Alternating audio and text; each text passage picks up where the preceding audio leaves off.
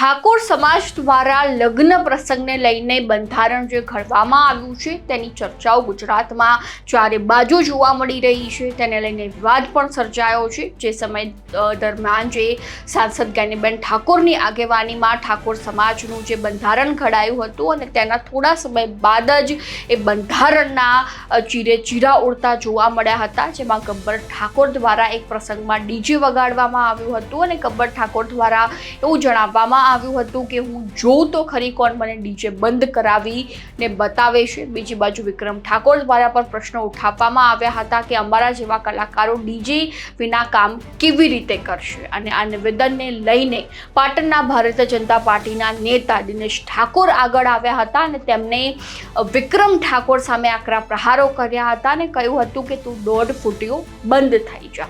પરંતુ હવે તે વચ્ચે એવી પરિસ્થિતિ સર્જાઈ છે કે હવે દિનેશ ઠાકોર અને વિક્રમ ઠાકોર વચ્ચે ક્યાંક એ મતભેદો જે છે તે દૂર થઈ ચૂક્યા છે। તે મુદ્દે ચર્ચા કરીશું આજે આ વિડીયોમાં। નમસ્કાર, સ્વાગત છે આપનું ક્રાંતિ માર્ગમાં અને હું છું મિક્ષુ ઠક્કર આપની સાથે।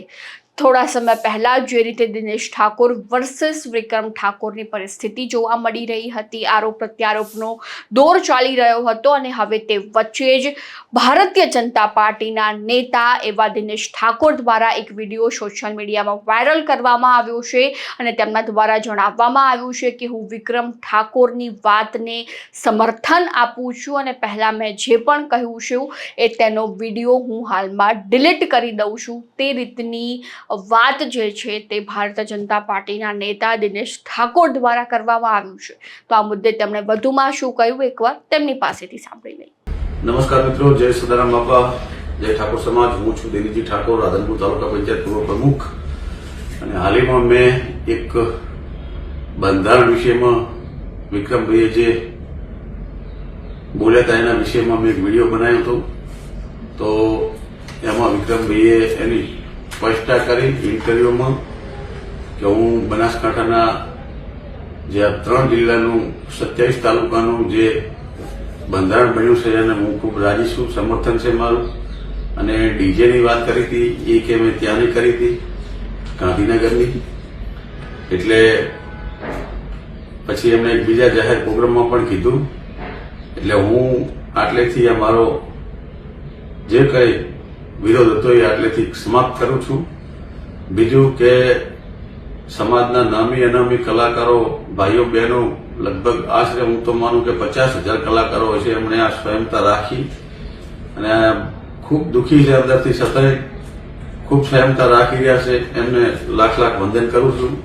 અને હું આગળ જે વિડીયો બનાવ્યો હતો એ ડિલીટ મારું છું, આટલેથી મારો વિરોધ પૂરો કરું છું।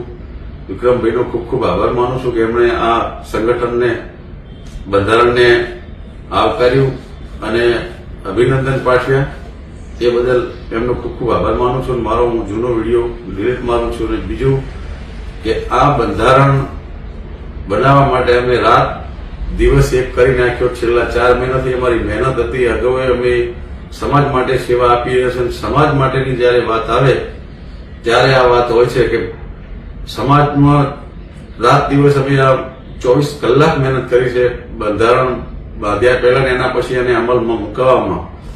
એટલે આ બંધારણ અહીંથી બેચરાજીથી પાટલી પહોંચ્યું છે અને આખા સમગ્ર જ્યાં જ્યાં ઠાકોર સમાજ વસે છે આખા ગુજરાતમાં ત્યાં પહોંચે એવી સદારામ બાપાને ઓગણજી મહારાજને પ્રાર્થના કરું છું। બીજું કે બંધારણની વાત આવે, બંધારણની આજે એક સમાજ માટે સોનાનો સૂરજ ઉગવા જઈ રહ્યો છે, તો આમાં બધાએ સહકાર આપો, આ બંધારણને અમલમાં લાવે એવું કરો। 99.99% આનો અમલ થઈ ગયો છે, જાતે વિડિયા બનીને આવે છે, છતાંય મારા સમાજને બે હાથ જોડીને વિનંતી કરું છું કે આનું પાલન કરજો।